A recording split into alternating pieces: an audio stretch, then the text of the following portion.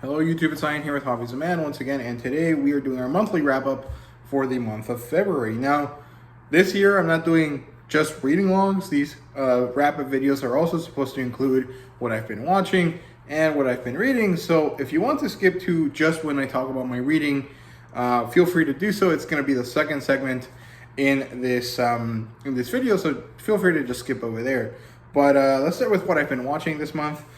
Which has been quite a lot, actually. I managed to get a lot of TV watching done, mostly because I wasn't really an intensive reading month overall. So, yeah, I started the month off watching Arcane, which was really great. It actually took quite a bit of time to finish watching it because I was watching with my roommates, and so we had to watch it, a little bit at a time whenever we all had time. However, Arcane was really interesting. I did a review for it. I really liked it overall. I felt that the ending was a bit unsatisfactory in the sense that, it felt like it didn't close up enough storylines. However, if you think about it, it did actually close quite a bit. It just felt like the big important storyline was the one that it didn't bother, trying to get to a good point, if that makes sense. It kind of left it very early and very open-ended, and I didn't love that. However, I don't really hate it. I think that it was a good option, and it worked well for the show because of the way it's structured, but also because it opens up for season 2, which I think is really what they wanted to do here. So I don't really have any negatives for Arcane. Overall, I really, really enjoyed it. Next, I watched Boba Fett season 1. This one was a really confusing one. I did a whole video about it as well. It was about an hour long. You can go and watch that if you want to see everything about my thoughts in detail. But basically, I think the structure was really weird. I didn't really hate it. I actually enjoyed just about everything in the story. I know that there's a lot of complaints that everyone has, that everyone fields constantly. However, most of them I feel are kind of unnecessary and complaints that are really just nitpicks more than anything. However, there are some justifiable and actually quite objective problems with this story, and it's mostly the fact that it is structured weird. So the first 4 episodes are the Book of Boba Fett, and then episodes 5 and 6 are the Book of the Mandalorian, and then the last episode is, okay, let's combine the 2 stories and have them have the big fight. I definitely think we're going to have season 2 of this show, and I don't really want to give too many major spoilers besides what I've already said, so I'll mostly leave it at that. However, I do think that in general, a lot of what Boba Fett did in the show was pretty good, and a lot of people that complain about the show expected Boba Fett to be some crazy, super, Jack Reacher or Ethan Hunt in space kind of character. And I guess Empire Strikes Back did paint him that way, but he died like an idiot in episode 6, so there's no consistency with his character anyways. A lot of people were complaining because he didn't match the Legends version of Boba Fett, but, the Legends version isn't canon, and the new canon version is barely, is barely being fleshed out currently. So I feel that a lot of people complain about Book of Boba Fett because they had expectations that were never going to be met. However, if you don't really have those, I think you're going to enjoy the show quite a bit, which is what happened in my case. So yeah, Book of Boba Fett overall was pretty good. Then I watched Uncharted, the movie. I thought it was really great. I really like Tom Holland. I'm not a fan of the video games. I've never played them. I've seen people play them, and I think they sound super cool and interesting. However, I'm not a gamer, not really. I played video games before, and I have been a gamer at some point in my life, but I haven't really been one, in the last 10 years or so. So, I don't really know too much about it, but going in, but I watched the movie. I really enjoyed it. I think there was definitely a lack of chemistry between, the 3 characters that were supposed to be the important group. However, I didn't really hate it. I didn't think it was all that bad. It kind of made sense within the storyline where everyone had just met and they were all trying to blackmail each other or backstab each other. So, of course, there was going to be pretty poor chemistry between them. However, I did really like the movie itself. It was a nice, fun action movie with a plot line that wasn't horrible, that wasn't, completely devoid of all logic. Although some of the globe-trotting, adventure kind of got lost in a bit of the kind of merchandising opportunities that they saw with the movie. But overall, I liked it. I thought it was fun. I had originally seen the trailer and thought, this is going to be National Treasure with some Fast and Furious type of action, and that's more or less what it was. So I wasn't really upset. My expectations were met, and my expectations hadn't really exceeded anything. So I was pretty happy with it overall. I thought it was quite fun, actually. And I also like the big final sequence of the story. Basically feels like a Pirates of the Caribbean action sequence, but without a lot of the emotional tension that the Pirates of the Caribbean action sequences have. So I liked it for the spectacle, and I thought it was fun. But, it's not going to be this, deeply well-written, Indiana Jones type film. It's going to be more in line with National Treasure. So, just be aware of that when you go watch it, if you haven't already decided not to or have already seen it, right? So, yeah, then I've been watching Clone Wars. I haven't finished season 4 yet, but that's what I've been, chugging along through. I took a break for a little bit, but now I'm back on it, and I'm almost done. I have about 5 episodes left, if I remember correctly. So hopefully I'll finish that by the time the month is over, because I'm recording this on the 26th, so I still have about 2 days to finish watching that. And Clone Wars is great. I had forgotten that season 4 was really when it got really, really good. We have the Umbara arc, where it's all of the 501st is basically the main character. And, we have Krell, which is a horrible asshole of a Jedi. And, we have the whole thing with the Sigarians and, Anakin trying to deal with the hate he has for slavers. And then we got the kind of major introduction of Death Watch again. Lux Bonteri is trying to, do stuff. And he and Ahsoka kind of have a slight romantic attraction with each other. This is post-season 3, I think, when the Separatists were supposed to talk with the Republic, and then it all ended up in a horrible explosion because of Dooku. And we finally got to see Bo-Katan in this, I think. She never took off her helmet, but she was there. And she kind of had a fun little bit of byplay there with Ahsoka. And overall, I'm really liking Clone Wars. I had forgotten how good this season was. And, I've always liked Clone Wars. I grew up watching with my dad when I was, a kid, back in 2008, I guess. I think that's when it started coming out. And I fell off of it for a while. And I wanted to watch season 7, so I've been rewatching it from basically the beginning. And, I've been skipping some episodes if I remember them pretty clearly and don't really feel like watching them. But most of season 4 I've watched all the way through, and I'm really happy with what I'm watching right now. I also managed to squeeze in season 1 of The Mandalorian in there, which is awesome. I had forgotten how good season 1 of The Mandalorian is. I feel like the first time I watched it, I just really enjoyed it because it was Star Wars. I didn't really pay attention to how good the stories were. And yes, of course, some of them are not the best. Overall, it is, better than most of the other Disney Star Wars stuff. But given that most of the Disney Star Wars stuff had no plans whatsoever, it's not very difficult to get to that point.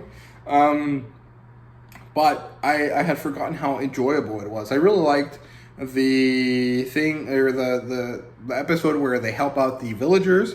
It was really fun. I always like scenes like that. They did a bunch of episodes like that in Clone Wars. And I really like those types of setups. I really just like the training montages of villagers not knowing how to do anything, but eventually, figuring it out. I always think that's fun. And the moral dilemma of Mando, when he figures out that the thing that he's trying to kill is a baby, is really great. And I just love how expressive they made The Mandalorian Din Djarin by combining, Pedro Pascal's vocals and all of the interesting people that worked on the physicality of the character. I think it's really great. And I had forgotten how good it was from the get-go, because, at this point, 3 seasons in, or 2 seasons and a half, in the Book of Boba Fett episodes, it, you kind of forget about it and you just, are happy that he's so expressive. But it actually takes a whole bunch of power of interest and skill, not power, skill to make a character who has no face be expressive. And I think Star Wars has always excelled at this. I mean, R2-D2 and Chewbacca and C-3PO, C-3PO doesn't count because he can talk, right? And more or less his expression is always the same. But like R2D2 and Chewbacca are characters that everyone understands without them being able to say anything that makes sense to us. And I think that Star Wars has always excelled at that. And with C-3PO and now with The Mandalorian, we get to see that they're amazing at portraying so much information just with physical poses and, you know, voice acting. And I think it's awesome. I love it. Mandalorian is such a good character. And the last episode was awesome. I liked it so much. Just the Mandalorian season 1 is so good. I had forgotten how good it was. I'm really happy I rewatched it. And then the last thing I've watched was this old Dracula movie. It's called Bram Stoker's Dracula. It's from 1992. I watched it with my roommates the other day while we were kind of snowed in here in northeastern Texas. And it was weird, man. It was like really campy at the beginning, and then it got kind of pretty serious. And I really liked it. This only feels R-rated for like American standards because there was boobies everywhere.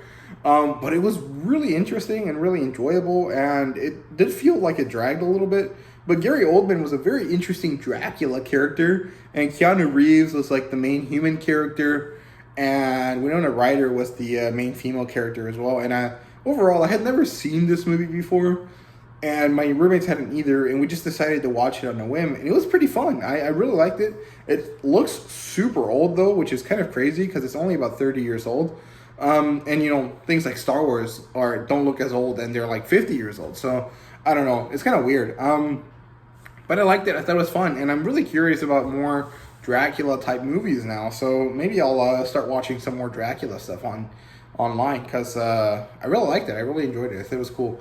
But yeah, that's all I've been watching this month. So yeah, if this is where you're gonna want to dip, feel free to do so. Thank you very much for watching this section. Let me get into what I've been reading now. So this month was pretty easy in terms of reading. I didn't really have like too many things to read. I mean, I had quite a few actually, but most of it was a lot of volume ones. And the thing with volume ones is that it's really easy to read the first volume and then move on, right? I mean, it's only 170 something pages usually, and they don't really take all that much effort to read. So I read quite a bit of them. So we got You Got Me Senpai Volume 1. This one was a review I already did. I did a first impressions on it. And then I finished reading Saga of Tanya the Evil, which I had left over from January, which is really interesting. It was really good. I think I already talked about it in my monthly check-in video, but it's very interesting because you're invested in the character and stuff like that, but the way it's written is kind of really dry, and sometimes it feels a bit difficult to get through. But generally, I found it really enjoyable overall, and I'm actually quite happy with it because I was kind of worried that I wasn't going to really like this, but I did, and I definitely want to read the next one, so I'm probably going to end up reading that sometime here soon. But overall, Saga of Tanya the Evil Volume 1 was pretty cool, so I'm pretty happy with that. Then I read Furi-san, Volumes 1 and 2. So Furi-san is Scary, Volume 1 and Volume 2 is actually a pretty cute story. I didn't really make a video on it this month because I had already done a first impressions review on it last December, I think it was. And basically Furi-san is about this girl who happens to very clearly fit like a delinquent stereotype. However, she's not actually that type of person, and she's just kind of quiet and has kind of a resting bitch face kind of. And she likes this guy that sits next to her called Taira, and she and him develop this kind of connection, this friendship, and you slowly get to see them like kind of interacting more and kind of liking each other. And I think Taira doesn't really understand what's going on, but Furi definitely likes him quite a lot, and it's just so cute to see her interact with him and just kind of see how she navigates these feelings that she has and the people that come around them and kind of join them as friends. Is very fun. I just really like Furi-san is Scary so much. It's a very relaxing, kind of easygoing read, and I really like Volume 2 because we get to see them like playing around with Furi's little brother, and that little kid is so funny looking, and he's so like enjoyable to just see, and it's really fun. I really like this story quite a lot. It's very wholesome and very fun, and I really like it a lot. Then I read My Dress Up Darling, volumes 1 and 2, which was great. I really enjoyed coming back to this and kind of enjoying all of the hype that has been generated along this series quite a lot, and all of the fan art, which is awesome. But not Furi-san. My Dress Up Darling is, you know, as everyone knows by now, this story about a girl that wants to cosplay and this guy that happens to enjoy knitting because he likes making Hina dolls. And they develop a friendship, and this is basically the first friendship that Gojo has had in his life since he was a little kid, and he's really enjoying it, and he has this kind of very interesting relationship with Marine, the girl here, this one right there, and they're starting to go through this kind of like development of their romance as they develop her, you know, cosplaying stuff. So it's very fun, it's very good. It has quite a lot of ecchi, but most of it is pretty wholesome, and you know, if you read a lot of these types of stories, you might not find it to be all that amazing, but if you haven't, I think this is one of the best of that kind, and I definitely think that it's really, really good, and I really enjoy it quite a lot. So definitely check it out if you haven't. You know, the anime is coming out right now, and there's 4 volumes out of this in English. So yeah, then I read Perfect World Volume 1. Really interesting. On one hand, I want to read more of it because I think that the story is really interesting. On the other hand, I didn't really love the response that I got from it because, like, it made so there's this kind of situation where the male character is in a wheelchair and there's a female character that is interested in him, and there's, you know, a lot of situations that occur because of him being in a wheelchair, and there's this kind of love element there. And on one hand, I think that it's really great, and I really like that they make a story that kind of deals with these issues, because I think it's very important that this sort of story occurs. But on the other hand, some of the way that the characters interact with each other and interact with the situation feels shallow, but also feels realistic, and I don't like that because it paints like a picture of like the shallowness of myself and everyone around me, and I don't love that. However, I find it to be, you know, uncomfortable in like a good way because it makes me own up to it, and so I'm very confused how I feel about this story overall, and that's the best way I can kind of describe that. But, you know, go watch my video if you want to see like the full thought process behind it. But yeah, that's basically it for that. Then I read Rooster Fighter and Hideout because I was kind of getting tired of this, rom-com genre for a bit. So I read Rooster Fighter Volume 1. I haven't done a first impressions review on it, but this will probably be one of the earliest videos in March. But Rooster Fighter is basically a rooster that thinks they're kind of like a Chad. Like, he's like good with the ladies and he's a suave guy. But also he has powers like One Punch Man. Like he can, use this super powered attack to kind of blow away these kaiju character creature things that look very similar to, creatures in Yagan, which I think is really interesting. And it's actually really fun. It has quite a bit of comedy. I don't necessarily know if it's everyone's kind of cup of tea, but it is pretty funny. And a lot of it is just ridiculous because there's like this fucking crazy muscular like rooster, and I think that's kind of hilarious. And overall, it's just fun. I like the art style. I think it's pretty cool. And overall, it's just an interesting kind of story. Like, why does he have like 1,000 pecs, bro? And that might be feathers, but it's just funny how muscular he looks. And I don't know. It's a very interesting story. So definitely check out Rooster Fighter. I think it's going to release soon in English. I'm not exactly sure when it does, but I'm pretty sure Viz is doing it under the Viz signature line. And it's going to come out here relatively soon. So keep an eye out for it because it's pretty fun. So there you go. That's Rooster Fighter. And then I read Hideout, which is a creepy-ass story. It's very interesting. It's written by Masasumi Kakisaki, who's an author that really does not get any love in English at all, which sucks. His art style is very good, very unique, and also very just well done, very detailed. And this story is basically about this guy that wants to murder his wife, and throughout the story it tells you why he wants to murder her, while also kind of going into this dark cave that basically is a stand-in for the darkness in his soul and in his mind as, you know, he retells you the story about why he got to the point where he wants to murder his wife. And it's very, very interesting. It's very psychological. It's also creepy as fuck. So there you go. That's basically all there is to it. And it's super interesting and very cool. So there you go. That's Hideouts. Then I got back on the grind and I started reading Beauty and the Feast, which is so, so good. I love it so, so much. I don't know what it is about it. Beauty and the Feast just makes me so, so happy. So it's high school baseball player and this 28-year-old widow who live next to each other in a apartment complex. And the high school boy goes over to her house to her apartment for dinner just about every night, and she gets really excited about what to cook for him. And eventually, they kind of start to develop this relationship that they have with each other. It's definitely friendship, but there's hints, or it's written in a way where it's like ambiguous if it's also romantic or not.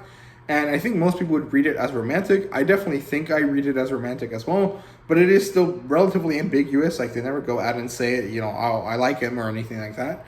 But it's really, really fun and really enjoyable. And Volume 2 kind of delves more into this, but also kind of develops the characters that kind of revolve around them quite a bit by developing the female characters that are friends with the male character here in school. And I really like it. It's so, so good. It's so enjoyable. I just love it. I think it's so cute. The female character, Yakumo, is so adorable. I love her so, so much.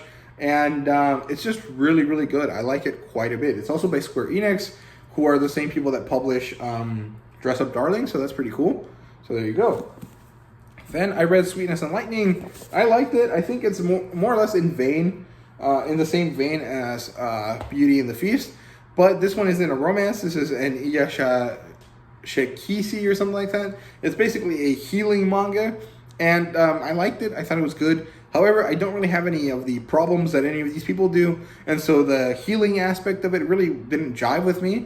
However, I didn't really dislike it. I thought it was really good. I really enjoyed it. And overall, it's very cute. And it was definitely moments there that I could definitely, maybe not relate to, but definitely impacted me emotionally. I definitely cried by the end of the first volume, at least a little bit. I can't remember exactly why, but it was good. And I really liked it. And I think it's very meaningful and very kind of important. So I liked it, and I think that, you know, if you need some healing, if you have some trauma, some problems, and you just want to kind of deal with it and kind of enjoy a wholesome story, go with it. This is pretty good. I think that if I was a little bit more stressed and more kind of upset, I think this would have been a good read, because this is what happened with me when I read A Man and His Cat back when I was taking exams. I was really, really stressed out, and that story just kind of somehow just hit home, even if I don't really relate to any of the things that those characters had. And something about the way it was written just kind of like helped me relax and deal with my problems and just kind of move on. And it was great. I really liked it. So I definitely think that, you know, if you're having some trouble and you just want to read something that's going to make you feel better, Sweetness and Lightning is good. Definitely recommend A Man and His Cat as well. And yeah, then I read Wotakoi, and I really liked it. I liked Volume 2 a lot more than I liked Volume 1. I think Volume 1 is great, and Wotakoi in general was really good. But Volume 2 really kind of develops a lot more of the relationships, and it also kind of develops the third relationship here with what's called Narumi's younger brother, I think is his name. And what happens is that we get to see this kind of like isekai kind of thing where, you know, the mangaka takes a lot of time to draw these really fun, like video game moments that I think are really cute, and I really enjoy them, and it just makes me really happy because they're freaking adorable. And overall, it's a really good story. I'm really liking it. I can't wait to pick up Volume 3, and I'm really happy with it. So there we go. That's Wotakoi. Then I read a bunch of comic books. So I read, in no particular order, let me get rid of the ones I didn't read. Dark Knights of Steel, issue 4. Really good stuff. This kind of delves into this version of Bruce Wayne and like his story in this medieval version of the DC mythos, which I thought was really good. the Red Sonja Valentine's Day special. I bought this on a whim. I really like the cover a lot, but the story doesn't really have anything to do with cover. The story is basically this like these weird like cherub demons steal this woman's husband away, and Red Sonja is passing through, and she joins forces with this woman, and they just kind of kill all of these cherubs, which I think was pretty cool. I liked it. It was pretty gory, but you know, it was overall pretty good. Then Devil's Reign 4, pretty good stuff as well. I really like these covers. I just like the way that they have like a solid block of color, and then a really interesting kind of drawing there. And then I finished up Transformers King Grimlock. This is the last issue in the series, and I really liked it. I thought it was really good, and it kind of had a nice ending there for everyone, which is great.